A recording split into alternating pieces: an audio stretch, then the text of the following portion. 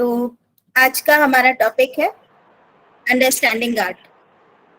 Art क्या है, उसे समझना क्यों जरूरी है, उसको एप्रिशिएट क्यों करना जरूरी है और उसके क्या टर्म्स हो सकते हैं, क्या फैक्टर्स हो सकते हैं, हमें सबसे पहले ये समझना है। ठीक है, आपने हिस्ट्री पढ़ी है, हिस्ट्री ऑफ आर्ट सभी ने पढ़ा है। इंडियन हिस्ट्री पढ़ करके आए हैं, वेस्टर्न हिस्ट्री पढ़ करके आए हैं, बहुत सारे आर्ट वर्क्स के बारे में पढ़ा है, उन्हें लर्न किया है और उनके बारे में लिखा भी है। आंसर्स में लिखा जरूर होगा, है ना। इस तरह के क्वेश्चंस तो आते हैं ना कि मैंने के आर्ट वर्क्स के बारे में डिस्क्राइब करिए, मैंने के आर्ट वर्क्स को डिस्क्राइब करिए, ऐसे है ना, आते हैं ना क्वेश्चंस। या फिर इस तरह के क्वेश्चंस आते रहते हैं। आपके एग्जाम के पेपर में जरूर कहीं ना कहीं होगा कि लियोनार्डो दा विंसी का मोनालिसा एक बहुत अच्छा आर्ट वर्क है, इसके बारे में एक ब्रीफ नोट लिखी, ऐसे क्वेश्चंस आते हैं। तो आपने क्या किया है, बुक में आपको जो उसका डिस्क्रिप्शन मिला है आपने उसको लिखा है।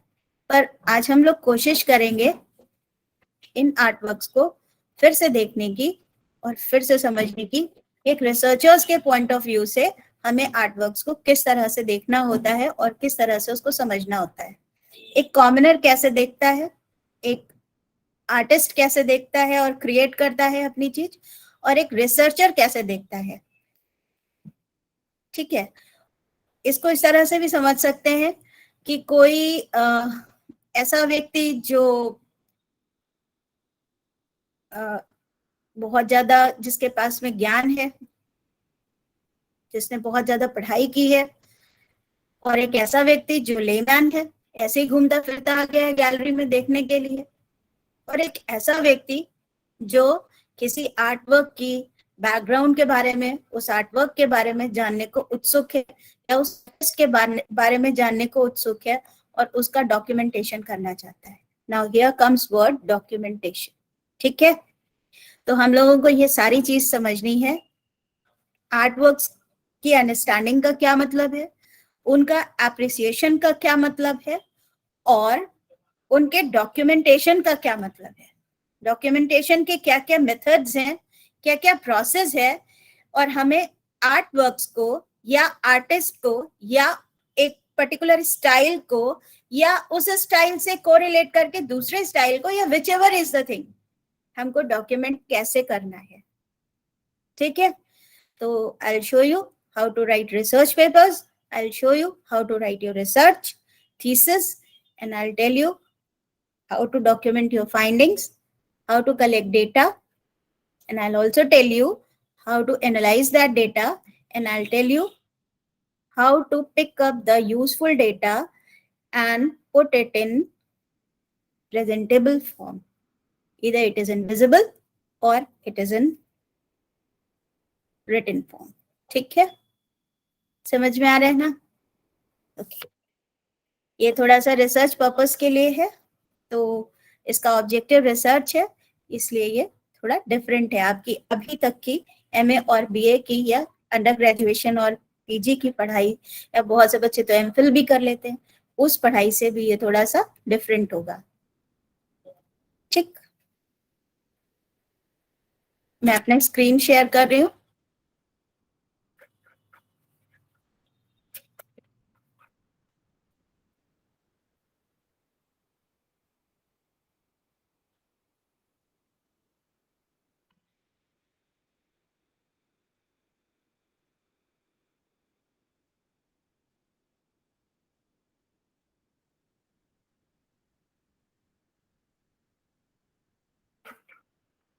आपको मेरा स्क्रीन दिख रहा है? Yes, ma'am. Yes, ma'am. Okay. Okay. Yes, ma'am. So let's start. Yes, ma'am.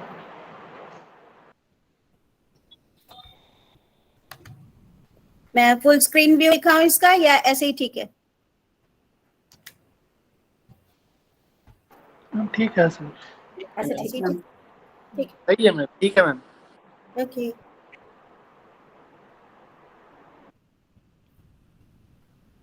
कुछ ये पिक्चर है, इसको देखते हैं। इसमें क्या क्या लिखा हुआ है? क्या आप प्रोनाउंस कर सकते हैं? सबको दिख रहा है? मैम स्क्रीन हो सकता है ये, क्योंकि दिखाई नहीं दे रहा है। मैम दिखाई नहीं दे रहा है क्या लिखा है। Ma'am it is not visible. इसको जूम कर सकते हैं मैम, नॉट जूम विजिबल। करके दिख रहा है। ओके ओके ओके, अब दिख रहा है? अब दिख रहा है क्या? Yes ma'am. Yes ma'am. अब दिख रहा है? Yes ma'am. तो अब बताओ कि इसमें क्या क्या लिखा है।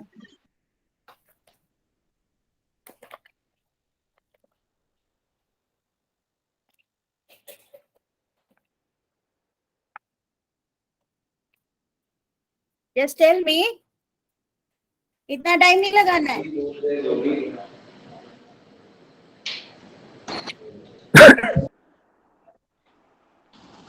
Ma'am work of art Related contribute to to style. style, related to iconography, related to purpose, related to historical proposition, contributes to work of art. अभी देखो, एक वर्क ऑफ आर्ट को जब हम क्रिएट करते हैं या कोई भी आर्टिस्ट क्रिएट करता है, तो वहां पर क्या होता है ना कि उसके पास में पर्पस होता है, स्टाइल होता है, आइकोनोग्राफी होना चाहिए, क्या फॉर्म क्रिएट करेगा, उसका फॉर्मल डिपिक्शन क्या होगा, सैम्पलेंस क्या रहेगा, हिस्टोरिकल पोजीशन क्या है उसकी, उसका हिस्टोरिकल पोजीशन का मतलब कंटेक्स्ट, उसके टाइम का कंटेक्स्ट क्या है, उसके बाद में वो क्या रिलेटेड टू, किस चीज से रिलेटेड है वो, उसका जो उसका सोशल कंटेक्स्ट है, उसका इकोनॉमिकल कंटेक्स्ट है, उसका और भी जो भी कंटेक्स्ट है वो सारा चीज उसमें आएगा। उसके बाद उसका स्टाइल है। तो ये वर्क ऑफ आर्ट का ये सारी चीजें हैं कि हाँ, एक वर्क ऑफ आर्ट के साथ में क्या क्या चीजें, क्या क्या फैक्टर्स, क्या क्या एट्रीब्यूट्स जो हैं वो रिलेटेड होते हैं, स्टाइल, आइकोनोग्राफी, पर्पस और हिस्टोरिकल पोजीशन, और ये सारे वर्क ऑफ आर्ट के क्रिएशन में कंट्रीब्यूट करते हैं। ठीक है,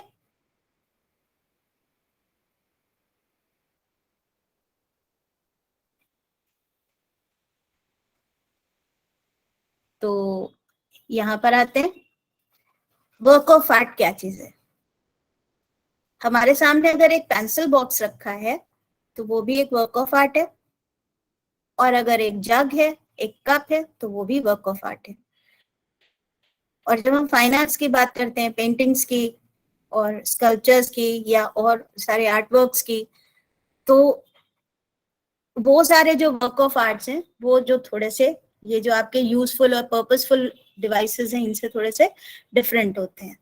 इसमें क्या है, the formation of any work of art includes a few factors that must be considered, जो अभी हम लोगों ने नेक्स्ट पेज पर देखे थे। फर्स्ट है ऑब्जेक्टिव एंड पर्पस। सबसे पहला चीज, इसको आप कहीं नोट करते जाइए क्योंकि इसको हम लोग आगे अच्छे से डिस्कस करने वाले हैं। ऑब्जेक्टिव एंड पर्पस, सबसे पहले तो किसी भी वर्क ऑफ आर्ट को क्रिएट करने के लिए आर्टिस्ट के मन में, उसके ब्रेन में कुछ चलता रहता है, विजन्स वो क्रिएट करता रहता है। तो वो कोई भी वर्क ऑफ आर्ट ऐसे ही नहीं क्रिएट कर दिया जाता है। कोई भी आर्टिस्ट किसी भी आर्ट वर्क को यूं ही नहीं क्रिएट कर देता है। उसको उसका ऑब्जेक्टिव पता होता है, उसके क्रिएशन का पर्पस पता होता है। ऑब्जेक्टिव लाइक उसका सब्जेक्ट क्या होगा, उसको बनाने का उसका मंतव्य क्या है, वो उसको क्यों बना रहा है। नेक्स्ट इज स्टाइल, उसको बनाने का उसका स्टाइल क्या होगा, वो क्या किस शैली में बनाना चाहता है। हम तो बहुत सारी शैलियों को जानते हैं, अगर हम भारतीय शैलियों की बात करें या हम यूरोपियन शैलियों की बात करें या हम मॉडर्न आर्ट में बहुत सारे इज्म्स और स्टाइल्स हैं उनकी बात करें, तो बहुत सारे लोगों के पास में बहुत सारी शैलियों के नाम होंगे। और सबसे बड़ी बात तो ये है कि जो इंडिविजुअल आर्टिस्ट है उसके पास में आज जो काम कर रहा है उसके पास में इंडिविजुअल स्टाइल्स हैं। अगर वो आज का आर्टिस्ट अगर कांगड़ा स्टाइल में काम करेगा तो भी वो अगर कंटेम्प्रेरी सब्जेक्ट्स चूज करके काम कर रहा है और स्टाइल उसकी कांगड़ा है तो वो मॉडर्न आर्ट, वो कंटेम्प्रेरी आर्ट वर्क ही कहलाएगा। तो स्टाइल भी एक फैक्टर है। फिर formal approach, that is iconography, या फिर फॉर्मल प्रेजेंटेशन, या फिर सेम्बलेंस, कुछ भी आप इसको कह सकते हैं कि किस तरह से क्रिएट किया जा रहा है, क्या चीज बनाई जा रही है और क्या बन करके हमारे सामने आ रहा है। And then comes context and background, किस कंटेक्स्ट में इसको क्रिएट किया गया है और इसका बैकग्राउंड, इसका हिस्टोरिकल बैकग्राउंड क्या है या इसको क्रिएट करने के रेफरेंस और कॉन्टेक्स्ट क्या है। उसके बाद में the total work of art consist of the sum और more exactly the product of these attributes. जो आर्ट वर्क है, एक जो टोटल आर्ट वर्क है, अब ये तो 4 एट्रीब्यूट्स हैं एक आर्ट वर्क के, इनको पूरा मिला करके, आर्टिस्ट का इमेजिनेशन मिला करके, उसकी टेक्निक मिला करके, उसके काम करने की खूबसूरती को, उसके काम करने की ताकत को मिला करके एक जो ऑन द होल एक सम जो क्रिएट होता है, ऑन द होल एक जो आइकन क्रिएट होता है, आइकन का मतलब एक स्कल्पचर या एक पेंटिंग या एनी आर्ट ऑफ वर्क एक क्रिएट होता है, उसको हम ये सारे एट्रीब्यूट्स के थ्रू ही समझने की कोशिश करते हैं। ठीक है, इन सारे एट्रीब्यूट्स को इंक्लूड करने की जरूरत क्यों पड़ती है, अब हम इस आर्ट वर्क पर आते हैं। आप लोगों को ये समझ में आ रहा है सारी चीज जो मैं बोल रही हूँ? Ma'am. Yes ma'am. Yes ma'am. इस पेंटिंग को आप पहचानते हैं? सॉरी, ये पेंटिंग नहीं है, आई एम सॉरी, ये स्कल्पचर है। Yes ma'am. इसको आप पहचानते हैं? ग्रीक स्कल्पचर है। And its sons. Greek sculpture है, क्या नाम है इसका? Laocoon and its sons. Laocoon. Laocoon का बैकग्राउंड बता पाओगे?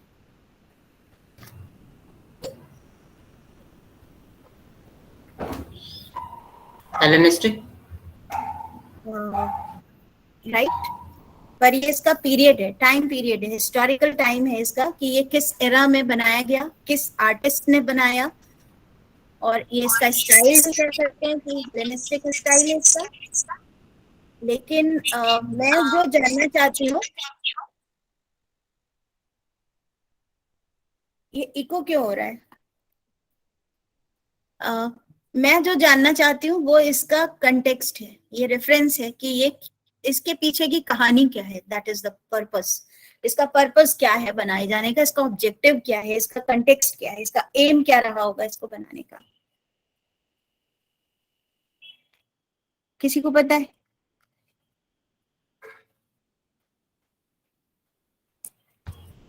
इसमें जो बूढ़ा आदमी है वो अपने बच्चों को सांप से बचाने की कोशिश करता है, थोड़ा यही।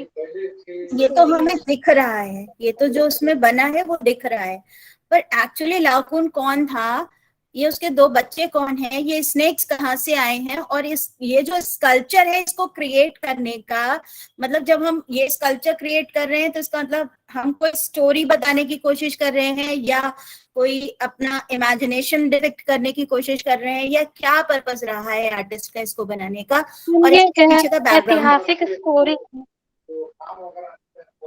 कौन सी? हम याद नहीं आ रही थी। कोई बात नहीं, जरूरी नहीं है कि सब याद हो, और ये कोई एग्जाम नहीं हो रहा है यहाँ पर, तो ऐसा कुछ भी नहीं कि याद होना चाहिए। No, let me tell you, this is Laocoon. Troy की स्टोरी पढ़ी है? ट्रॉय के बारे में जानते हो? Yes ma'am. जी मैम, ट्राई। ट्रॉय के बारे में जानते हो ना? जी। ट्रॉय का क्या था कि लड़ाई होती रही, वो लोग अपने दरवाजा बंद किए रहे, और ट्रॉय वासी जो थे उनको कोई जीत नहीं पाया, ट्रॉय का दरवाजा बंद ही रहा। एथेंस क्या की जो राजकुमारी थी हेलेना पास रही, हेलेना, जिसकी वजह से हेलेनिस्टिक आर्ट कही जाती है, और ट्रॉय के दरवाजे बंद रहे, लगातार युद्ध होता रहा, महीनों तक, सालों तक होता रहा। आखिर में जो एथेंस के लोग थे उन्होंने क्या किया, उन्होंने कहा ठीक है, अब हम तो जीत नहीं पाएंगे तो हम वापस जा रहे हैं। उन्होंने अपना पैक किया सारा सामान और सी के थ्रू वापस चल पड़े। जब ट्रॉय के लोगों ने ये देखा तो वो बहुत खुश हो गए, उन्होंने वेट किया कि ये लोग वापस चले जाएं तब हम बाहर आएंगे, और जब वो बाहर आए अपना दरवाजा खोल करके कितने सालों के बाद में, तब उन्होंने देखा बाहर एक लकड़ी का दरवाजा खड़ा हुआ था, मतलब एक घोड़ा, घोड़ा, लकड़ी हॉर्स। का घोड़ा था, द वुडन हॉर्स। ये एक बहुत फेमस स्टोरी है। तो वो लोग उस घोड़े को लेकर के अंदर आ गए। उस घोड़े के अंदर एथेंस के सोल्जर्स थे। रात में उन सोल्जर्स ने अटैक किया और वापस ट्रॉय को कैप्चर कर लिया, जिसको वो इतने सालों में नहीं कैप्चर कर पाए थे, लाइक 12 इयर्स में नहीं कैप्चर कर पाए थे, उसको एक रात में कर लिया। लाओकून जो था वो प्रीस्ट था, और he was the only one जिसने मना किया था कि घोड़े को अंदर मत लाना। ठीक है, जब उसने मना किया कि इसको लाना मत, वो ट्रॉय के लोग वापस आ गए, किंग वापस आ गया कि लाओकून मना कर रहा है। उसी रात में लाओकून के लिए ये स्नेक्स भेजे गए थे ताकि वो आगे उस चीज को रोक ना पाए और वो वहीं पर खत्म हो जाए। तो this is the context, Laocoon and his sons. ठीक है, ठीक बात।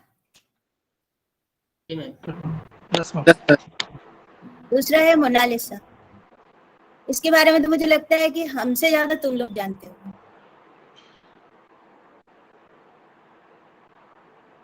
नहीं?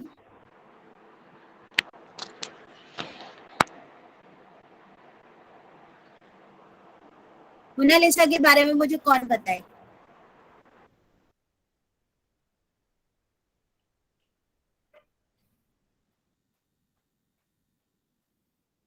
अभी हम लोग ये लाओकून है ना, और मोनालिसा, और ये नीचे के और भी जितने भी पेंट स्कल्पचर्स या आर्टवर्क्स हैं, इनको हम लोग फिर से डिस्कस करने वाले हैं।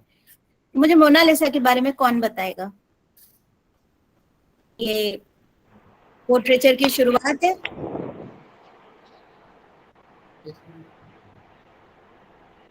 लियोनार्डो दा विंसी का क्रिएशन है। मैं खुद लियोनार्डो दा विंची है। हाँ, लूव्र म्यूजियम में कलेक्टेड है, कोई इसको छू नहीं सकता है, सारे लोग दूर से देखने जाते हैं और बहुत सारे लोग देखते हैं। ये अपनी मिस्टीरियस स्माइल के लिए बहुत फेमस है, वगैरह वगैरह। एक्चुअली ये पेंटिंग क्यों इतनी इम्पोर्टेंट है पता है? बहुत सारे लोग तो ऐसा भी बोलते हैं कि ये पेंटिंग इसलिए इम्पोर्टेंट है क्योंकि ये किसी लड़की की है ही नहीं, ये लियोनार्डो दा विंसी का सेल्फ पोर्ट्रेट है। ऐसा भी मैंने कुछ थ्योरीज पढ़ी, इस तरह की बहुत सारी चीजें कि लियोनार्डो दा विंसी ने जिनको ये देख करके ये पोर्ट्रेचर बनाया है उनके बारे में, और इस पोर्ट्रेट के पीछे का जो बैकग्राउंड है उसके बारे में बहुत सारी चीजें हम लोगों के सामने आती हैं। बट एक्चुअली ये पेंटिंग क्यों इम्पोर्टेंट?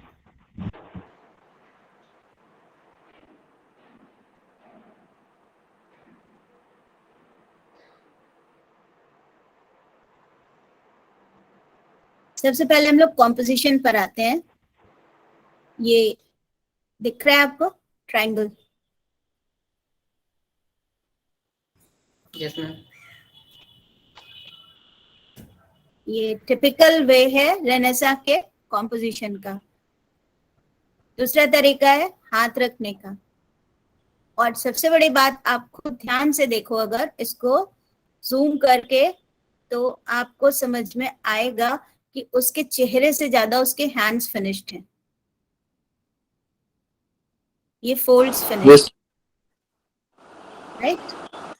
थोड़ा सा और जूम करते हैं, इसके बैकग्राउंड को समझने की कोशिश करते हैं, किसमें क्या क्या बना हुआ है। कुछ अजीब अजीब सी चीजें हैं नेचुरली, या तो कोई कर्टन है पीछे, क्योंकि ऐसा सचमुच में तो रहा नहीं होगा। तो क्या लियोनार्डो ने लैंडस्केपिंग की शुरुआत की थी या इम्प्रेशनिज्म की शुरुआत की थी? इम्प्रेशन की तरह से है ना ये।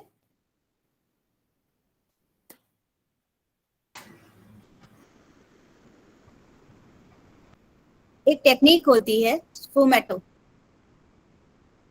ये पेंटिंग उसके लिए फेमस है और उसके लिए इम्पोर्टेंट है बच्चों। Actually Leonardo was the one जिसने मिस्ट क्रिएट करने का और ये सटल टोन्स क्रिएट करने का सबसे पहले कोशिश की थी। ये जो टोन्स हैं, जो मिस्टी और हेजी ग्राउंड है, बैकग्राउंड और फोरग्राउंड में जो ये मिस्ट और हेज है, और इसके अलावा ये जो सॉफ्ट कॉन्टूर्स हैं, यू सी, यहाँ पे आपको कहीं भी डार्क लाइंस नहीं दिख रही होंगी, दिख रही है? कहीं नहीं है। ये सॉफ्ट कॉन्टूर्स जो उसने क्रिएट करने की कोशिश की थी, ये he was the first person जिन्होंने ऐसे किया था, और इस तरह से उन्होंने 3D ऑब्जेक्ट्स क्रिएट करने की कोशिश की थी अपने समय में। ये उनकी मास्टरी है रेनेसा की, ठीक। इसीलिए इसको कहा जाता है रेनेसा आर्ट, पुनर्जागरण काल। यहाँ पर जो भी चीज हम बना रहे हैं, जो भी ऑब्जेक्ट या मॉडल हमारे सामने है, उसका ह्यूमनिस्टिक अप्रोच होना चाहिए जो आर्टिस्ट आपके सामने प्रेजेंट कर रहा है। उसके अपना टेक्निकल डेवलपमेंट्स होने चाहिए जो आर्टिस्ट आपके सामने प्रेजेंट कर रहा है, ठीक है। कॉम्पोजिशन मैंने सबसे पहले बताया, आपका स्टाइल, उनका कलर्स का कॉम्पोजिशन आप समझ ही रहे हैं। और इसके साथ साथ ये एक टेक्निक है, जिस तरह से उसने हेजी बैकग्राउंड, जिस तरह से उन्होंने सॉफ्ट और मर्ज्ड स्किन टोन्स को क्रिएट करने की कोशिश की। ओके,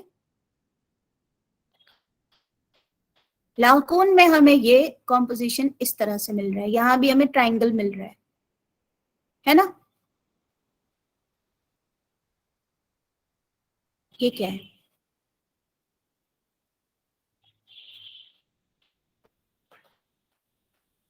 बता पाएंगे बच्चों? कोई बता सकता है?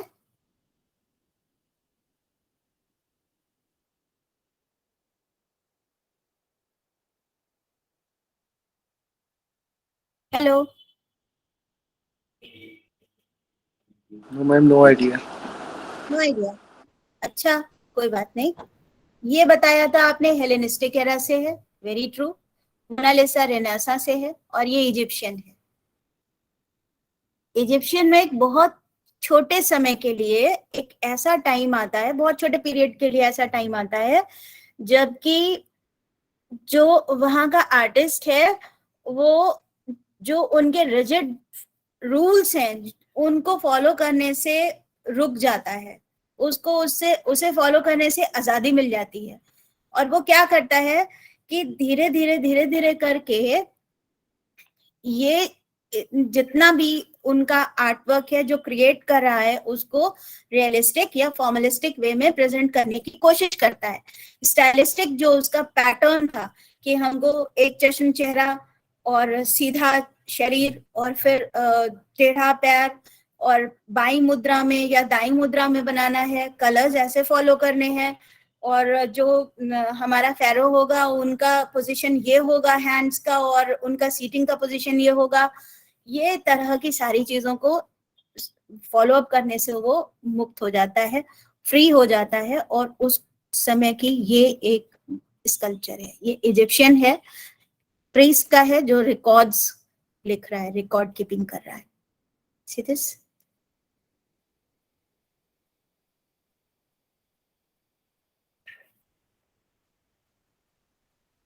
इसका फॉर्मलिस्टिक एक्सप्रेशन बहुत ही अच्छा है।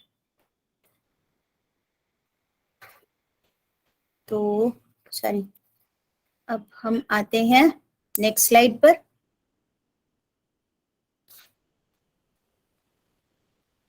ये एक पेंटिंग है, सीलिंग पर बनाई गई, रोमन, आपने पोम्पई का नाम सुना होगा, किसी रोमन मैंशन में ये एक पेंटिंग बनाई गई, द डाइवर।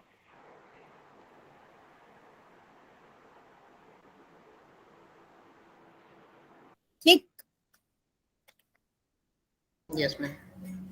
अभी इसका कॉम्पोजिशन देखो, कहीं से ट्रायंगल नहीं है, है नहीं है ना?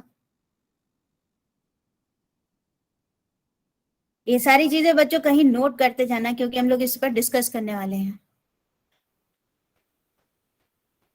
और एक ये पेंटिंग है, ये सॉरी स्कल्पचर है, सॉरी फ्रीज है ये।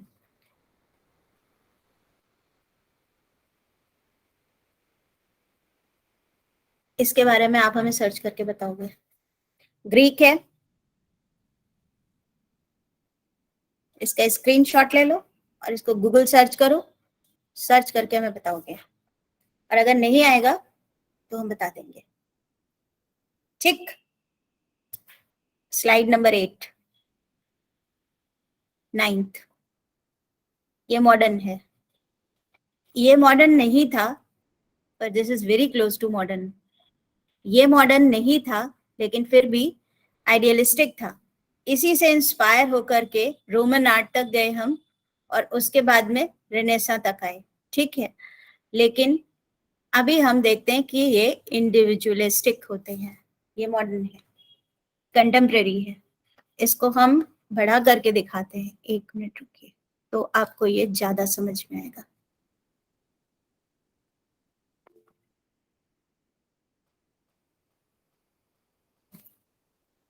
क्या है ये? Boat. Boat.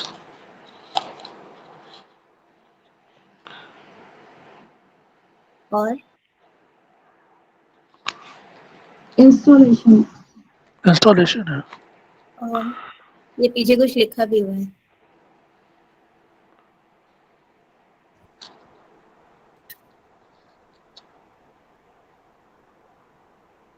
ये सबमरीन्स हैं। कॉन्टेक्स्ट मुझे बताने की जरूरत नहीं है। सबमरीन्स कब इतने एक्टिव होते हैं? जब वॉर होता है। और इसको दिखाने का कोशिश किया है, एंड हियर इट इज।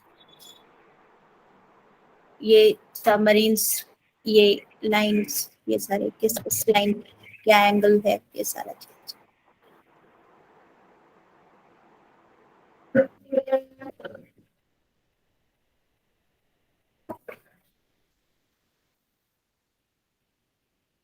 इसको इंटरप्रेट कर सकते हैं क्या? मैं कोई हिस्टोरिकल बैकग्राउंड नहीं पूछ रही हूँ, केवल पिक्चर का इंटरप्रिटेशन पूछ रही हूँ।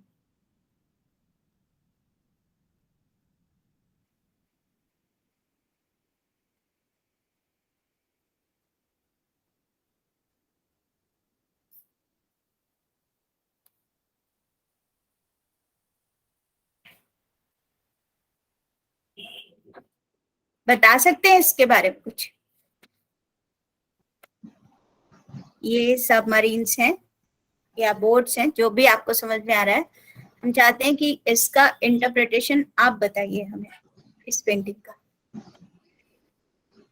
पेंटिंग का नहीं, सॉरी, इस इंस्टॉलेशन का, फोटोग्राफ का।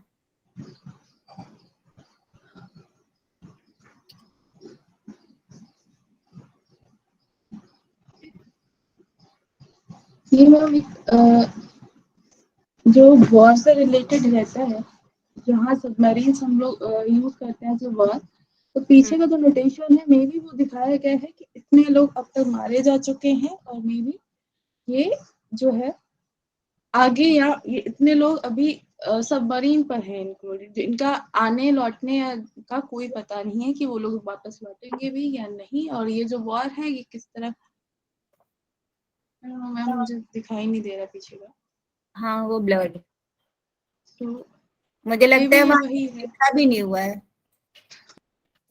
ओके, वो सिर्फ मार्क्स हैं। तो मे बी ये नंबर ऑफ जो लोग हैं जो अब तक मारे जा चुके हैं वॉर में, या उनको दिखाने के लिए, सो दैट कि आगे वॉर छिड़ती है तो ये चीजें, इतने लोग मारे जाते हैं, इतनी इतनी इतना जो है इकोनॉमी भी प्रॉब्लम होती है हमको। और ये ठीक बात। तो स्लाइड नंबर 9 में हमने देखा इट वाज सबमरीन्स। ठीक है, 8 मैंने कहा आप बताएंगे। उसके पहले वाले जो नॉर्मल से थे, मतलब जो जिनको हम जानते थे, नॉर्मल तो नहीं थे वो, दे वर ग्रेट आर्टवर्क्स। इनको हम जानते हैं, ये सारे आर्टवर्क्स को। तो ये हमने बात की इनके बारे में। सबमरीन्स ये इस इंस्टॉलेशन का टाइटल है, इसके बारे में। इसके बाद में कोई भी आप, मतलब शुरू से लेकर के आपके 10, 11, 12 स्लाइड्स तक जितने भी आपको फोटोग्राफ्स दिख रहे हैं आर्ट वर्क्स के, इसमें से कोई भी 4 आर्ट वर्क्स आप सिलेक्ट करेंगे, कोई भी, और उनके बारे में आप हमें लिखेंगे, लिख करके मुझे सेंड करेंगे, इधर ऑन व्हाट्सएप और आपस में भी, कैसे भी करें आप मुझे करेंगे। जो भी आपको समझ में आ रहा है, अच्छा बुरा खराब, ये फोटो आप कर सकते हैं, इसको क्लिक कर सकते हैं और इसका गूगल सर्च से इसको निकाल सकते हैं या ढूंढ सकते हैं, या जैसे भी अब आपके ऊपर है, आप ढूंढ करके हमें बताएंगे। सिर्फ ये फोटोग्राफ नहीं है, सारे हैं, 12 हैं, 12 में से 4 आपको कोई भी आर्ट वर्क्स लेने हैं और हमें ये बताना है कि उनके बारे में आप क्या सोच रहे हैं, आपको क्या लग रहा है, ये आर्ट वर्क्स कैसे है, क्या है ये, क्या क्या फीलिंग हो रही है आपको इसको देख करके। व्हाट इज इम्पोर्टेंट इज हमको क्या फील हो रहा है, ठीक है। Okay, ma'am. Okay, ma'am. Art work का मतलब तो कम्युनिकेशन होता है ना, और आर्ट वर्क का मतलब तो यही है ना कि वो कुछ ना कुछ कहेगा। अब चाहे हम लाओकून की बात करें, चाहे मोनालिसा की बात करें, और या फिर ये प्रीस्ट की बात करें, या फिर ये डाइवर की बात करें, या फिर हेरोडोटस की बात करें, किसी की भी बात करें, चाहे सबमरीन्स की बात करें, हमें तो ये मालूम है कि आर्ट वर्क कुछ ना कुछ कन्वे कर रहा है और कहीं ना कहीं कोई ना कोई फीलिंग ऐसी कन्वे कर रहा है हो गया? जो हम कैप्चर कर रही है। ठीक बात। Next comes tree. अभी बलून्स का क्या है ना कि बड़े फ्रेजाइल होते हैं, एक थोड़ा सा पिक ऐसे बस एक बार इनको पिक किया जाएगा और ये बस्ट हो जाएंगे, और फिर ये पेड़ का क्या होगा, खाली रह जाएगा। So this is our reality, ये हमारी रूट्स हैं, हम इस तरह से अपरूटेड हैं, या जो भी आपका इंटरप्रिटेशन है, जो भी आपकी समझ है, आप इसके बारे में डिस्क्राइब करिए।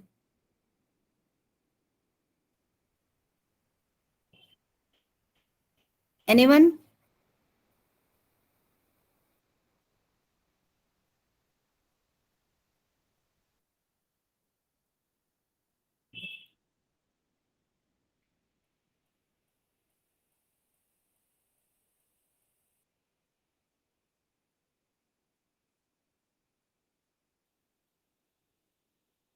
क्या बता सकते हैं कि ये क्या कन्वे कर रहा है?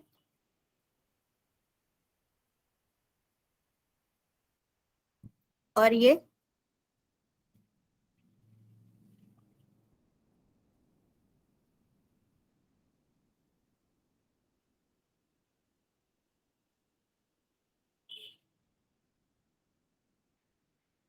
और ये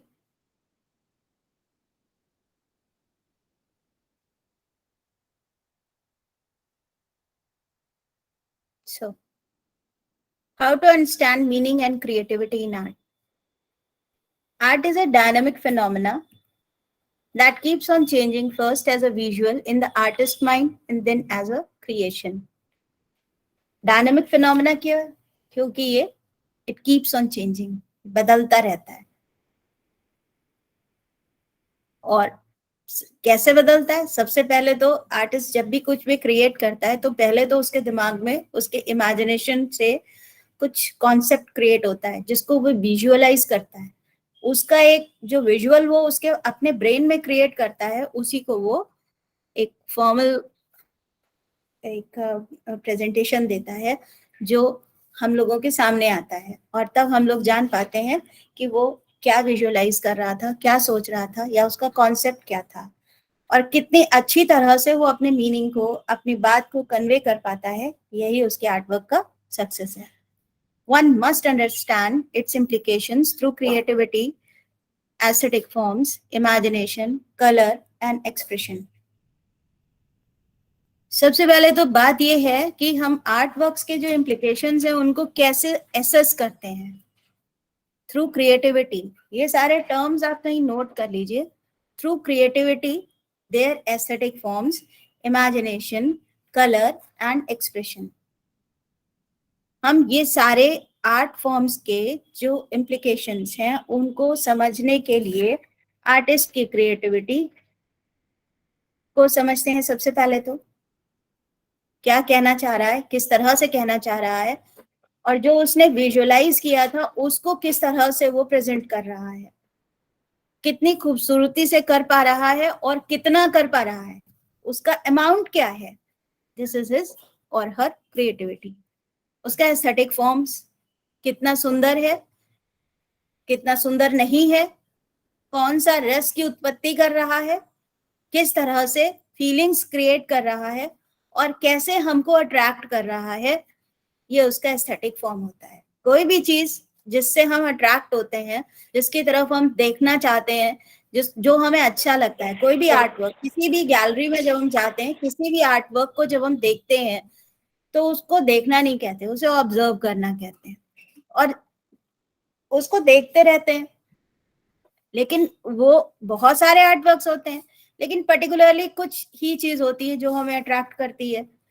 परहैप्स उसका एस्थेटिक फॉर्म हो सकता है, परहैप्स उसका मीनिंग हो सकता है, या शायद आर्टिस्ट की इमेजिनेशन और उसका प्रेजेंटेशन हो सकता है, उसका कलर हो सकता है, या फिर उसको किस तरह से हमारे सामने लाया गया है और उसको हम किस तरह से अपने पास्ट या प्रेजेंट से जोड़ पा रहे हैं, ये हो सकता है। ये सारी चीजें हमें किसी भी कलाकृति के साथ जोड़ती हैं और जिस कलाकृति के साथ हम जिस भी स्तर पर जुड़ते हैं, वही जुड़ाव हमें उस कलाकृति के समीप ले जाता है और उस कलाकृति को हम उसी तरह से देखते, समझते और लिखते हैं, एक्सप्रेस करते हैं। ये हमारा पर्सनल डॉक्यूमेंटेशन है। ठीक है भाई, कोई भी आर्ट वर्क है, कोई भी आर्ट वर्क, उसको हम क्या कर रहे हैं, सामने देख रहे हैं। किसी भी आर्ट वर्क को हम सामने देखने के बाद में उसको अपने अंदर जो हमारी फीलिंग्स हैं उनके साथ में अटैच कर रहे हैं, उसके बाद में हम उसके बारे में एक राइट अप ले रहे हैं। तो ये जो सारा एक प्रोसेस आ रहा है ना बेटा, ये एक्सप्रेशन का, फॉर्मेशन का, कलर कॉन्सेप्ट का, एस्थेटिक फॉर्म का और उसकी क्रिएटिविटी का, ये सारे चीज को हम सिर्फ देखने जो जा रहा है वो तो सिर्फ अपने मन में रखता है, देख के खुश होता है, वापस आ जाता है और थोड़े दिन उसको लगता रहता है कि ये बहुत अच्छी चीज हमने देखी, या शायद हमेशा उसकी याद में रह जाता है कि अरे ये तो बहुत अच्छा चीज, एक अच्छा आर्टवर्क हम देख करके आए थे वहां पर। लेकिन जो एक रिसर्चर है वो ये सारी चीजों को नोट डाउन करता है। ठीक है, उसको नोट डाउन करना ही उसका पर्पस होता है और ये जो नोट्स वो लेता है, ये नोट्स लेने में उसको सारी चीजों से मदद मिलती है, म्यूजियम से भी मिलती है, म्यूजियम का मतलब गैलरीज से भी मिलती है। अभी आप पढ़ेंगे इनके बारे में, गैलरीज एंड म्यूजियम्स के बारे में। तो हमारे डॉक्यूमेंटेशंस कैसे होते हैं गैलरीज में, किस फॉर्म्स में हमें मिल सकते हैं, किस तरह से हमें म्यूजियम्स में मिल सकते हैं और कैसे हम उन डॉक्यूमेंट्स को एक्सेस कर सकते हैं अपने थीसिस के लिए। ठीक, defining the meaning and creativity in art is difficult, as many people define it and interpret it as based on their perceptions. अब सारे लोग अलग अलग तरह से देखते हैं किसी भी कलाकृति को, अलग अलग तरह से जोड़ते हैं और अलग अलग तरह से ही उसे इंटरप्रेट भी करते हैं। कोई ऐसा नहीं है कि हमने कह दिया ये आर्टवर्क बहुत अच्छा है तो पता लगा दूसरा व्यक्ति भी कह रहा है कि नहीं नहीं ये आर्टवर्क बहुत अच्छा है। ऐसा भी हो सकता है कि किसी को बहुत अच्छा लगे, किसी को बहुत अच्छा ना लगे, लेकिन कुछ आर्टवर्क्स ऐसे होते हैं जो सबको अच्छे लगते हैं और वही यूनिवर्सल होते हैं।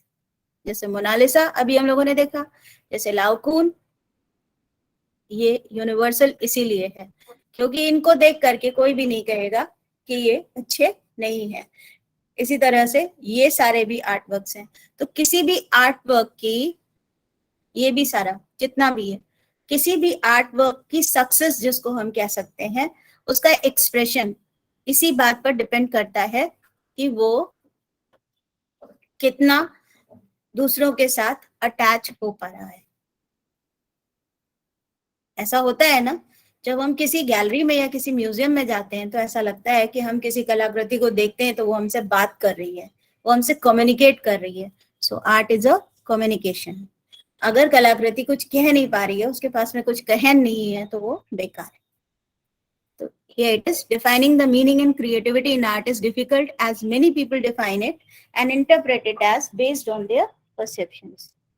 अब कुछ फेमस आर्टिस्ट जैसे कि अभी हमने कहा ये लाओकून और लियोनार्डो की मोनालिसा और ये जो आपका रिकॉर्ड कीपर या ये डाइवर या ये हेरेडिटस या ये आगे का सबमरीन्स या ये अपरूटेड ट्री ऑफ लाइफ या ये एंड्स ऑफ वॉर, या ये टनल जो है, ये मतलब स्लीपिंग पीपल इन टनल, ये जो भी एक आर्ट वर्क है।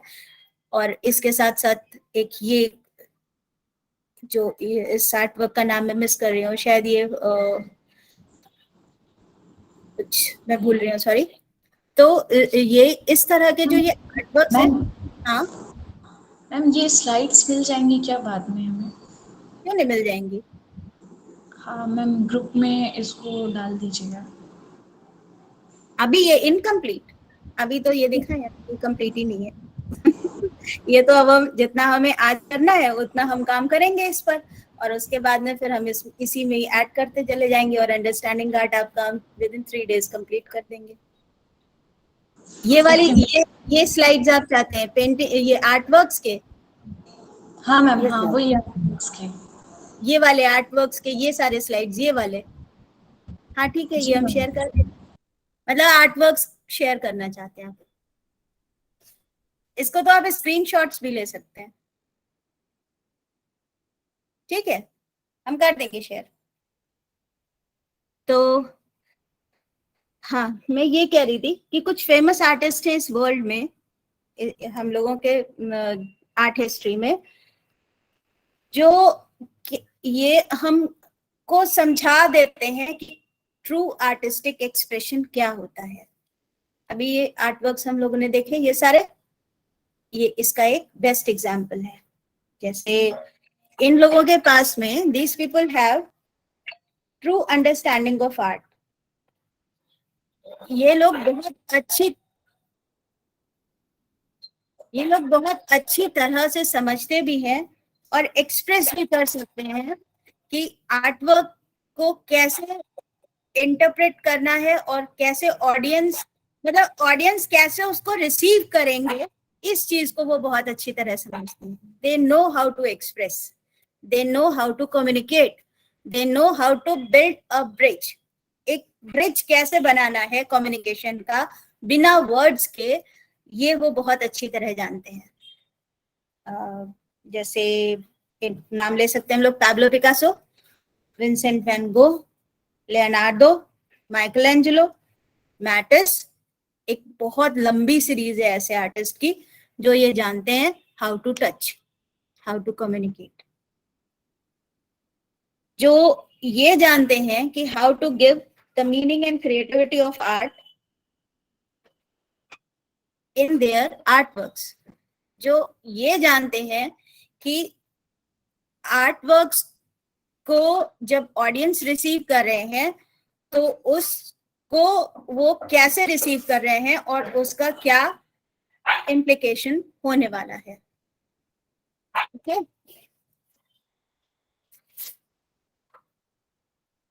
ये क्या करते हैं? These artists can easily express their art and define its meaning. जैसा मैंने अभी बताया, वो बिल्ड कर सकते हैं कम्युनिकेशन को, वो बता सकते हैं कि कैसे क्या चीज एक्सप्रेस करनी है। And creativity. Art is also meant to be appreciated even when it appears to be difficult to understand or disturbing. उत्कंठा, जुगुप्सा, हमारे नौरसों में एक चीज आती है, विद्रूप होना, अजीब सा दिखना, ये सारी चीजें, ये सारी फीलिंग्स आर्ट वर्क्स क्रिएट कर सकते हैं। ठीक है, जरूरी नहीं है कि सारे आर्ट वर्क्स बहुत सुंदर हो, जरूरी नहीं है कि बहुत सारी चीजें बहुत अच्छी देखने में हो, विभत्स भी हो सकती हैं और किसी को चौंका भी सकती हैं। ये सारे गुण किसी भी कलाकृति में हो सकते हैं, और भले ही वो हमें अच्छी लगे या ना अच्छी लगे, हमारे अच्छे लगने के क्राइटेरिया कुछ भी हो, आर्ट वर्क का एप्रिसिएशन फॉर्मल तौर पर इंडिविजुअल फीलिंग से बायस्ड नहीं होना चाहिए एक रिसर्चर के लिए। ठीक है, तो अब एक क्वेश्चन और आता है कि क्या आर्ट को समझना और उसे एंजॉय करना बहुत जरूरी होता है? Why to do it? Why to understand art Why to enjoy it? क्यों? हम किसी गैलरी में जाते हैं, किसी भी म्यूजियम में जाते हैं, या खुद अपना एक आर्टवर्क क्रिएट करते हैं, तो उसको लोगों से एक्सपेक्ट क्यों करते हैं कि वो उसको देखेंगे, या किसी आर्टवर्क को हम खुद क्यों देखते हैं? और बस यहीं से ही एक चीज शुरू हो जाती है कि why the art work is created. Art work को क्रिएट करने की जरूरत ही क्यों है? आर्ट वर्क्स को क्रिएट करने का मतलब ही क्या है, जरूरत ही क्या है, उसको हम क्यों बना रहे हैं, हम क्यों ये फालतू इतना समय लगा रहे हैं, हम क्यों म्यूजियम्स बनाते हैं इतने बड़े बड़े, और क्यों इतने बड़े बड़े आर्ट वर्क्स क्रिएट करते हैं, और क्यों हम ये सारे आर्ट वर्क्स को उन जगहों पर ले जाकर रखते हैं और कहते हैं कि ये इनवैल्यूएबल है, ये बहुत ज्यादा कीमती चीज है, क्यों ऐसा करते हैं? क्या कोई बता सकता है? शायद आर्ट तो बहुत पहले से एग्जिस्ट करती है। हाँ मैम, बताओ। To express the feeling. हाँ, हम फीलिंग्स को एक्सप्रेस करने के लिए आर्ट वर्क्स बनाते हैं। फीलिंग्स को एक्सप्रेस तो हम बहुत सारे और तरीकों से भी कर सकते हैं, बोल करके करना तो सबसे ज्यादा आसान है। लाइक गुस्सा आया, बस डांट दिया, सबसे आसान है। उसके लिए आर्ट वर्क क्रिएट करने की क्या जरूरत पड़ गई? मैम, जो हाँ? बातें हम बोल के नहीं कह सकते हैं, उन बातों को हम आर्ट वर्क के द्वारा बता सकते हैं। मैम, बोलना जो मतलब तो अपने अंदर की बातें होती भाषा हैं। हो, मैम बोलना तो एक लैंग्वेज हो गई, और आर्ट वर्क्स तो ऐसी है जो बिना लैंग्वेज के ही एक्सप्रेस किया जा सकता है। ओके, ये भी सही बात है। तो आर्ट वर्क्स आपके जो है उनको हम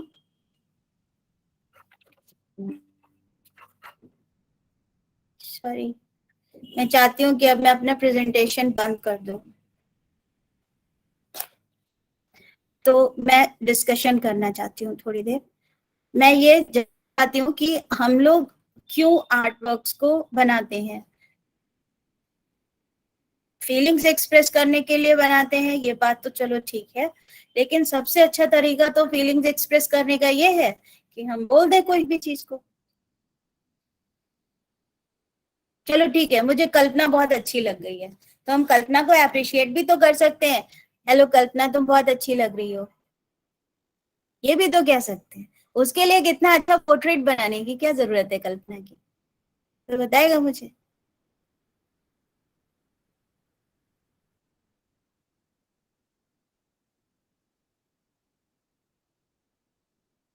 क्यों क्यों ये जरूरत होती है कि हम एक आर्टवर्क को क्रिएट करें? क्यों जरूरत होती है कि आर्टवर्क के थ्रू कम्युनिकेट करें? और क्यों ये जरूरत होती है कि उसको, जो किसी और का क्रिएशन है, उसको समझें? सब नहीं समझ पाते, समझ पाते हैं, नहीं समझ पाते हैं।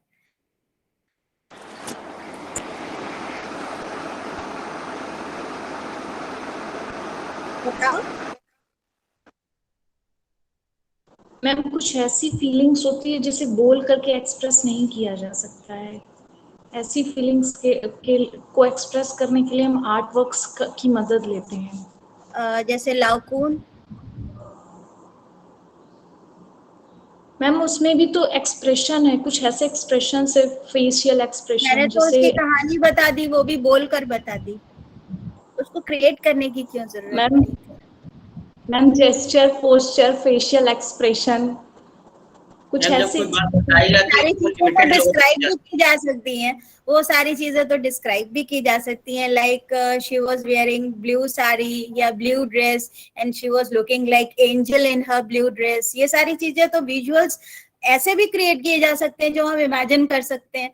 तो जरूरी ही क्या था कि हम वो वो जो विजुअल्स हमारे दिमाग में थे उनको हम इस तरह से प्रेजेंट करते। कोई कॉन्सेप्ट अगर पढ़ा जाता है या सुना जाता है तो वो कुछ टाइम तक के बाद फिर धीरे धीरे धुंधले हो जाते हैं, लेकिन जो कोई चीज पैटर्न में होती है या कलर या रेखाओं के फॉर्म में होती है तो वो हमारे माइंड में कुछ अलग तरीके से छाप छोड़ती है। और वो चीजें बोल के या फिर किसी भी तरीके से नहीं समझाई जा वो सकती है। ज्यादा टाइम तक याद रहने वाली चीजें होती है, उसका अलग इम्प्रेशन पड़ता है माइंड के ऊपर। वो हर इंसान अपने हिसाब से समझता है, जितनी उसकी समझ होती है उसके हिसाब से हर इंसान के लिए अलग अलग तरीके से वो काम करते हैं।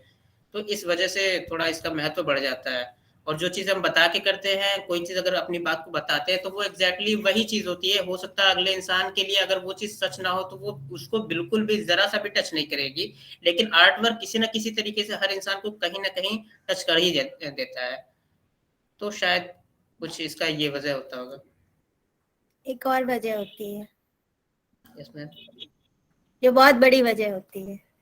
जब लिखने के लिए हमारे पास में अक्षर नहीं थे, लिपि नहीं थी, बोलने के लिए भाषा भी नहीं थी, तब भी कला थी।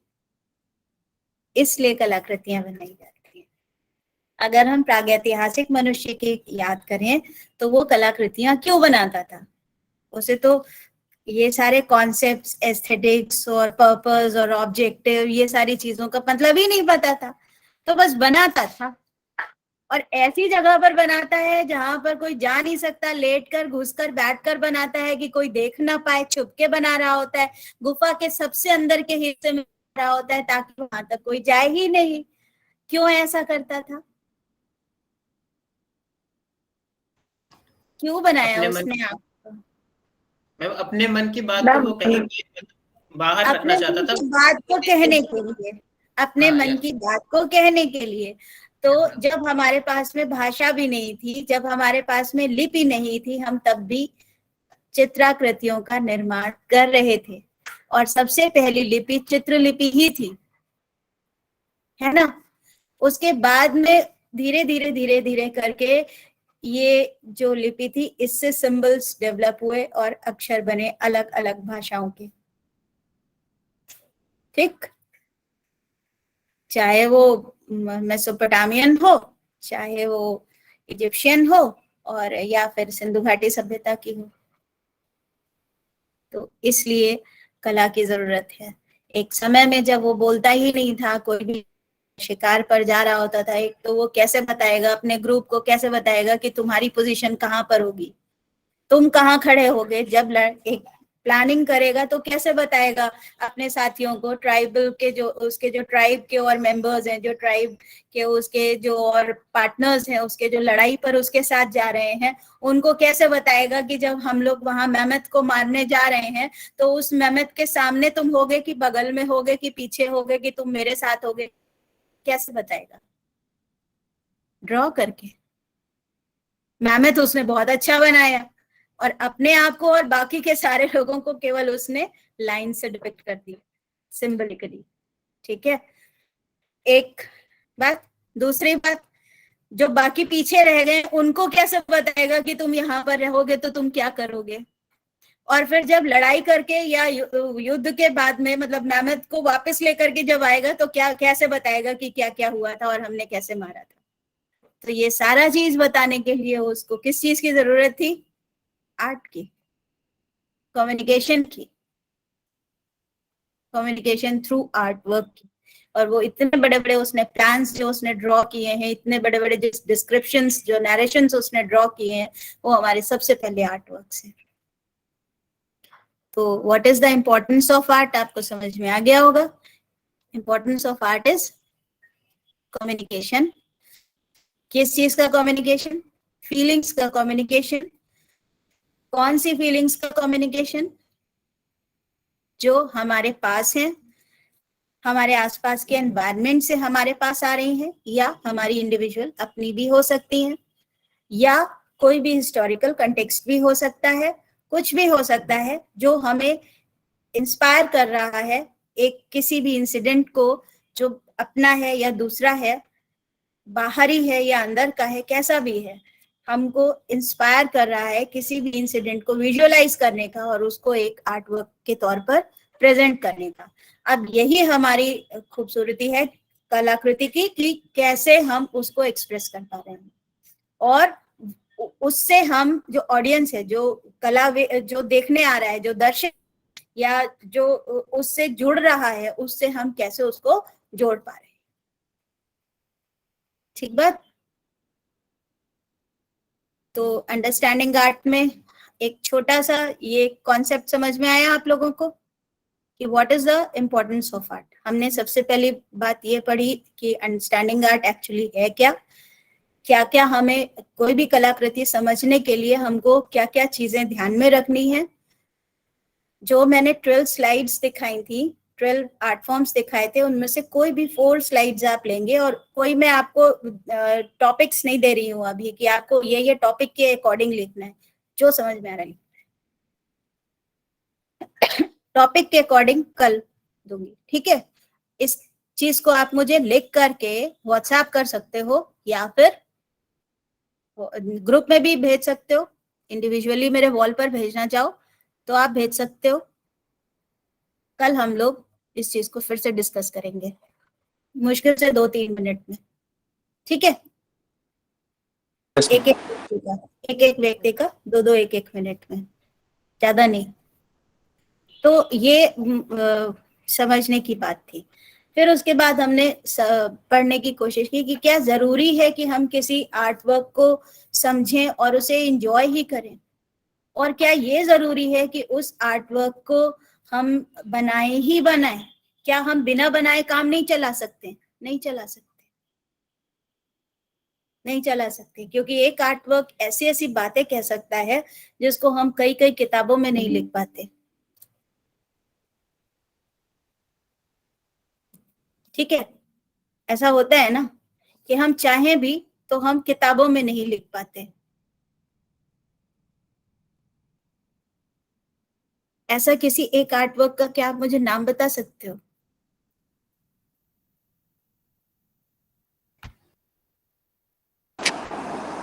मेडुसा का बेड़ा सर मैम। ठीक बात, मेड्यूसा का बेड़ा। मैं कल आपको ये पेंटिंग दिखाऊंगी, क्राफ्ट ऑफ मेड्यूसा। और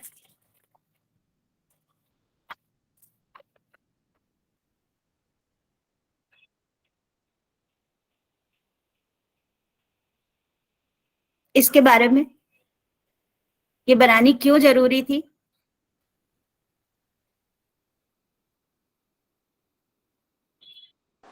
किसने बनाई? मैम मुझे जो रिकॉर्ड था जो हमारे जंगल वाद जो फाओइज्म का जो प्रवर्तक रहे हैं जंगलवाद के प्रवर्तक नहीं थे जेरिकोल्ट। सॉरी वो आर्टिस्ट थे सर मैम। जंगलवाद के प्रवर्तक नहीं थे जेरिकोल्ट। जेरिकोल्ट है ma'am romantic artist romantic artist. Romantic artist थे मैम। मैम, उन्होंने मतलब हमारा जो हादसे का जो दर्द था उनकी मैम, उस हादसे का जो दर्द था उसकी फीलिंग्स थी, मतलब जो मतलब उसमें जो मौतें हुई या उनकी जो लाशों का उनको जो रियल फीलिंग्स थी उनको रीड किया उन्होंने बड़ी बारीकी से, और फिर उनका अध्ययन करके तब उनको मतलब अपनी भावनाओं को व्यक्त किया अपनी चित्रकृतियों से। ठीक है, तो हमारे पास में एक आर्ट वर्क का नाम और आता है लाओकून के तरह से, मेड्यूसा का बेड़ा, जो किसी हिस्टोरिकल इंसिडेंट को डिपिक्ट कर रहे थे, है ना मैम? ऑर्थोफोराथी। हाँ, ऑर्थोफोराथी। कौन सी? ऑर्थोफोराथी, डेविड की ऑर्थोफोराथी। स्पेलिंग बोलो। OUTH of HO oath, okay okay, oath of Horatii. होराथी।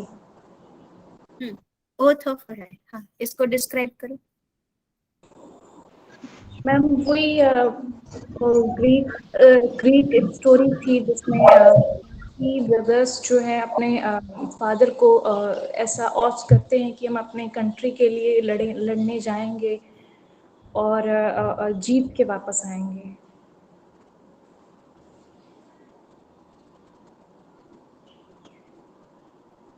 Okay, तो this is oath of Horatii, Medusa का बेड़ा। कल हम आपको ये पेंटिंग्स दिखाएंगे, ये आर्टवर्क्स, ठीक। अब हम लोग आते हैं नेक्स्ट टॉपिक पे। अभी हम लोगों ने पढ़ा the importance of art, why to understand art, what is the importance of understanding art, और इसके बाद हम लोगों ने पढ़ा आर्ट कम्युनिकेट्स, ठीक है। अब हम लोग इसके बारे में बात करेंगे कि व्हाई आर्ट इज नेसेसरी। इसको समझ और इसको एंजॉय करना एक चीज है, नेसेसरी अभी जैसे मैंने बताया कि आर्ट पहले से ही है, भाषा नहीं थी, लिपि नहीं थी, तब भी कला थी। तो आर्ट नेसेसरी है, क्यों है, और इसके बारे में लिखना जरूरी क्यों है, अब हम लोग ये बात करेंगे, ठीक है। इतनी बात से तो आपको समझ में आ गया। बहुत थोड़े से ही एग्जाम्पल्स मैंने दिखाए हैं, अगली स्लाइड्स में मैं आपको और ज्यादा एग्जाम्पल्स दिखा सकती हूँ, और ज्यादा आर्ट वर्क्स दिखा सकती हूँ। मुझे लगता है आर्ट वर्क्स देखते रहने से ना, ऐसे सिर्फ डिस्कशंस करते रहेंगे तो it will be boring. Art works देखते रहेंगे तो साथ साथ में तो वो थोड़ा सा एंजॉय करते हैं सभी, है ना, सबको अच्छा लगता है, इसलिए मैं आर्ट वर्क्स इंक्लूड करती हूँ। फिर आपको वो रेफरेंसेस भी याद रहेंगे कि ये वाला आर्ट वर्क देखा था तो मैम ने ये चीज डिस्क्राइब किया था, तो आप उसको उसके साथ को रिलेट करके भी याद रखोगे। तो हम आगे आपको आर्ट वर्क्स भी दिखाते जाएंगे। तो अभी फिलहाल हमको ये समझना है कि आर्ट वर्क्स का डॉक्यूमेंटेशन क्यों जरूरी है, और आर्ट वर्क्स के डॉक्यूमेंटेशन के लिए, किसी भी आर्ट वर्क के एनालिसिस के लिए हमें क्या क्या चीजें ध्यान में रखनी होती हैं। इतनी सारी बातें करने के बाद में थोड़ा सा क्या बता पाओगे, कुछ एक अपने आप बता पाओगे क्या?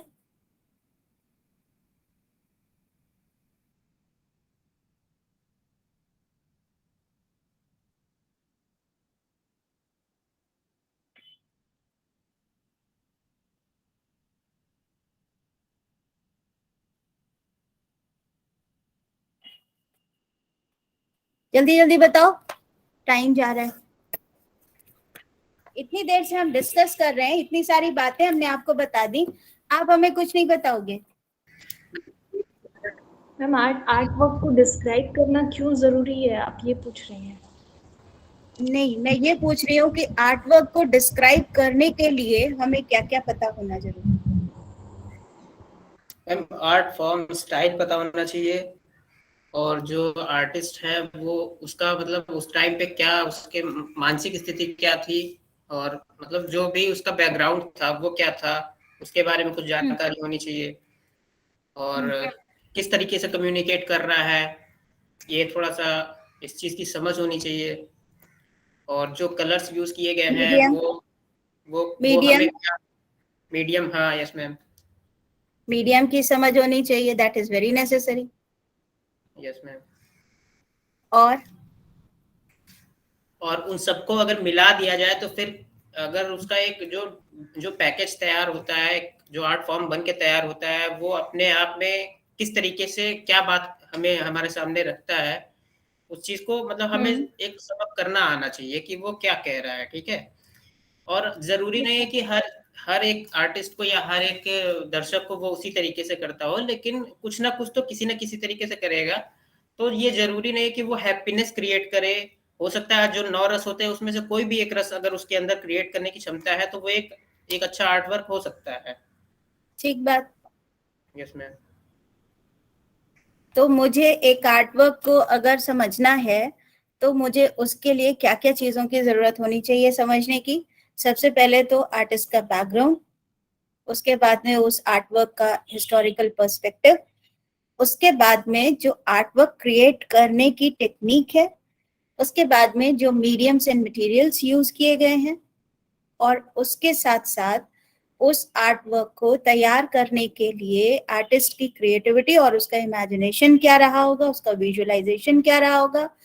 इसके साथ साथ हमको एक चीज और भी बहुत ज्यादा जरूरी है जो हम लोग ध्यान करते हैं, जैसे हमारे जो फंडामेंटल ऑफ आर्ट्स है ना, गुड और बैड आर्ट के जो क्राइटेरिया हैं, जो हमें ये बताते हैं कि ये कॉम्पोजिशन अच्छा है, ये कॉम्पोजिशन अच्छा नहीं है, ये आर्ट वर्क कैसा दिखना चाहिए। ये आर्ट वर्क में कई बार होता है कॉम्पोजिशन बिल्कुल मतलब वैसा नहीं होता है जैसा उसे होना चाहिए, दैट इज बैलेंस्ड होना चाहिए, पर वो इम्बैलेंस्ड होता है, जानबूझ के इम्बैलेंस्ड बनाया जाता है, एसिमेट्रिकल बनाया जाता है, प्रभाविता जो का जो चीज है वो इतना ज्यादा हो जाता है कि एक आकृति इतनी बड़ी होती है और दूसरी इतनी सी होती है। ऐसा अगर बार बार रिपीटेशन करके भी बनाया जा सकता है, तो जबकि कहते हैं रिदम कैसे क्रिएट किया जाएगा, तो हम बार बार वही चीज रिपीट कर देंगे तो वो मोनोटोनस हो जाएगा। ये सारे आर्ट वर्क्स हम आपको दिखाएंगे। तो जो इन सारी चीजों को एसेस करने के लिए हमारे पास में एक असेसमेंट का क्राइटेरिया तो होना चाहिए, what is good and bad art. तो वो है, हमने पढ़ा है फंडामेंटल्स ऑफ आर्ट में, फंडामेंटल्स ऑफ कॉम्पोजिशन में पढ़ा है ना, कॉम्पोजिशन के लॉज भी पढ़े हैं कि क्या होता है, रूल ऑफ थ्री भी जानते हैं कि क्या होता है। तो उस तरह से भी हमको उसको एसेस करना है आर्ट वर्क को। ठीक बात मैम। हाँ मैम, जो एब्स्ट्रैक्ट पेंटिंग्स होती हैं जिनको आर्ट के मतलब जानकार स्कॉलर्स उसको डिस्क्राइब करते हैं, तो उनको कैसे पता चलती होंगी एब्स्ट्रैक्ट पेंटिंग्स के बारे में? वो कैसे डिस्क्राइब करते होंगे? पेंटिंग्स के बारे में मान लीजिए सिद्धिदात्री, आज हम आपसे बहुत खुश हैं, हमने आपको आज एक अप्रिशिएट किया, वेल डन सिद्धिदात्री, बहुत अच्छा लगा। छोटे बच्चों को देखा है यहाँ पर स्टार बना देती है मैम, बनाती हैं, बच्चे खुश हो जाते हैं, है ना। तो ये क्या है, चाइल्ड इज फीलिंग गुड। अब ये जो फीलिंग है उसकी कि वो बहुत अच्छा उसको लग रहा है कि आज तो मैंने बहुत अच्छा परफॉर्म किया है, इसलिए मैम ने यहाँ पर एक स्टार बनाया था, मेरी फ्रेंड का तो एक ही बनाया था, मेरे तो दो बनाए, किधर भी बनाए किधर भी बनाया। अभी जब बड़े हो जाएंगे तो हम ये 2 स्टार्स लेकर के घर नहीं आ सकते, लेकिन जब छोटे बच्चे होते हैं उनको ये 2 स्टार्स बहुत अच्छे लगते हैं, ऐसा होता है ना। और वो आकर के बड़े मजे से शर्मा शर्मा करके दिखाते हैं कि ये देखिए मेरे पास में 2 स्टार्स हैं, मेरे फ्रेंड को एक ही बना करके दिया था मैम ने, लेकिन मेरे 2 बनाए हैं। तो ये जो फीलिंग है ना, ये जो एक्सप्रेशन है, ये एब्स्ट्रैक्ट है। हाउ टू एक्सप्रेस, कैसे एक्सप्रेस करोगे। चलो ऐसा करते हैं, आपके कमरे में आसपास बहुत सारी चीजें होंगी, हैं कि नहीं है, आप सभी अपने अपने रूम्स में इस समय, है ना। आपके कमरों में बहुत सारी चीजें हैं, जरा चारों तरफ देखो क्या क्या है, घुमाओ और देखो क्या क्या है, देखो पलट करके देखो क्या क्या है। बहुत सारी चीजें होंगी, दरवाजे होंगे, अलमारियां होंगी, खिड़कियां होंगी, कमरे का सामान होगा, है ना, नहीं होगा, बहुत सारी चीजें होंगी, कर्टेन्स होंगे, टेबल होगी, टेबल पर बहुत सारी चीजें और रखी हुई होंगी, है ना।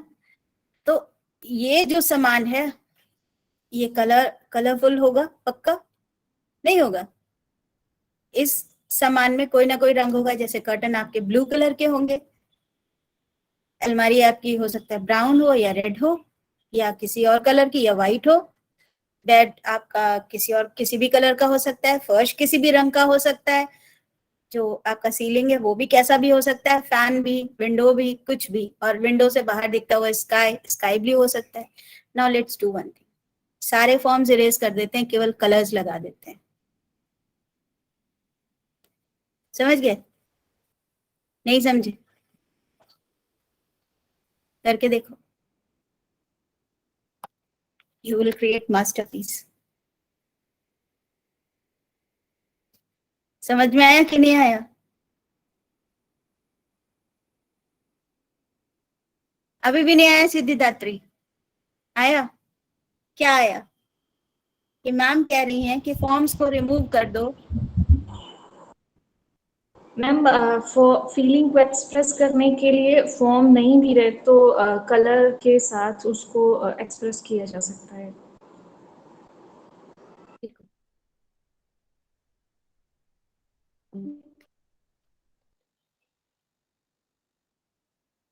और सिर्फ कलर्स के साथ ही नहीं, कई बार होता है लाइंस के थ्रू, लाइन के मोशंस के थ्रू, या कलर के जहां पर कलर ही नहीं है, जैसे एक पेपर पल्प का जो प्रिंट है सोमनाथ व्हाइट ऑन व्हाइट, वहां तो कलर ही नहीं है,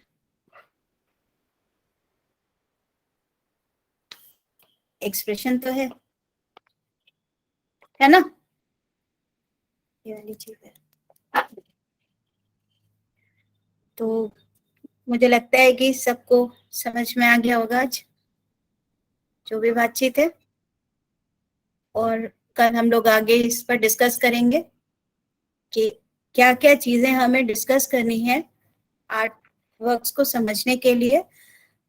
फिलहाल आपको ये काम करना है, लिखने का काम, क्योंकि जो बच्चे थीसिस करने जाते हैं उनके लिए लिखना बहुत जरूरी है, और जब बच्चे आते हैं तो वो लिख ही नहीं पाते हैं। सबसे बुरी समस्या तो यही है। और किसी भी रिसर्चर के लिए ऑब्जर्वेशन, 2-3 चीजें बहुत जरूरी होती हैं। ऑब्जर्वेशन बहुत जरूरी है। आपको चीजों को देखना आना चाहिए और उस चीज को अपनी तरह से समझना आना चाहिए।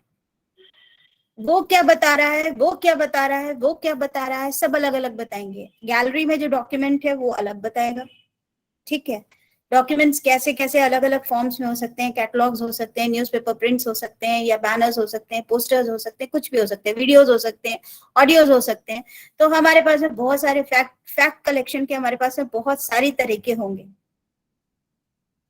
ठीक है।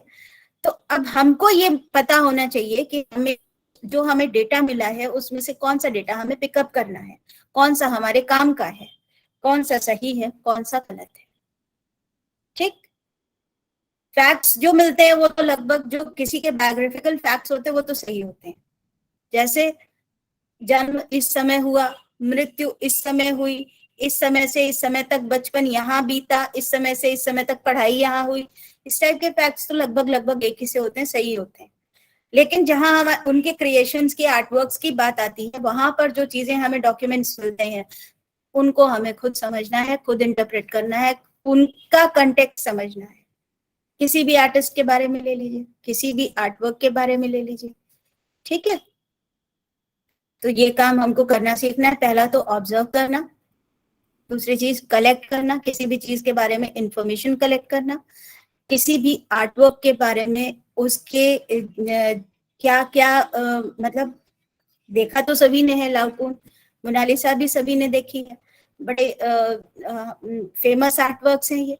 तो इनके बारे में हम क्या क्या और कलेक्ट कर सकते हैं और कैसे कर सकते हैं। एक तो तरीका ये हो गया कि हमने गूगल खोला, विकिपीडिया खोला और बैठ के लिख डाला, मैम ये लीजिए, हो गया आपका शॉर्टकट।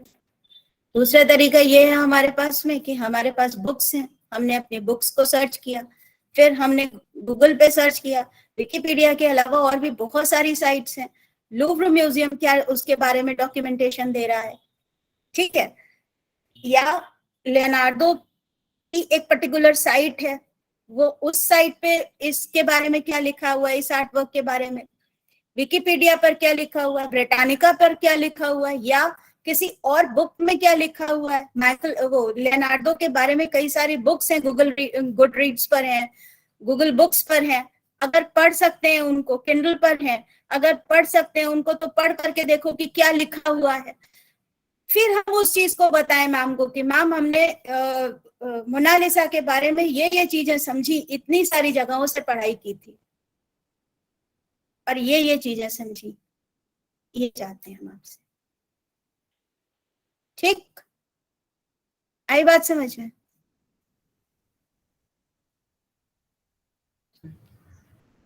क्या हम जो समझा रहे हैं समझ पा रहे हैं? कोई ऐसा डिफिकल्ट चीज नहीं है। बस बात ये है कि हम ये कह रहे हैं कि सिर्फ विकिपीडिया खोल करके उसको काम कर देने से अच्छा है कि हम उसको और जगह भी सर्च करें जहां जहां हम सर्च कर पा रहे हैं, और हम फिर मैम को ये भी बताएं कि हमने कहाँ कहाँ सर्च किया था और उसके बारे में फिर उसके अकॉर्डिंग बताएं। कोई भी 3-4 आर्टवर्क्स इन स्लाइड्स में से ले लीजिए, बहुत फेमस है, मॉडर्न और कंटेम्प्रेरी या पीछे के। Okay ma'am, okay ma'am. तो आज की क्लास क्लोज करते हैं, आपकी दूसरी क्लास का टाइम हो चुका है, सर वेट कर रहे होंगे, ठीक है। कल की क्लास में आप लोग कंटिन्यू करेंगे। चलो, thank you ma'am. Thank you ma'am. अगर कुछ पूछ रहे थे तो आप मुझे मैसेज कर सकते हो ग्रुप में या पर्सनल कॉल पर, जैसे भी आप। Thank you ma'am.